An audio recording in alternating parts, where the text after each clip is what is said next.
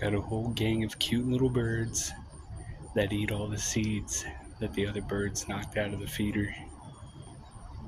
I had to slow down on filling up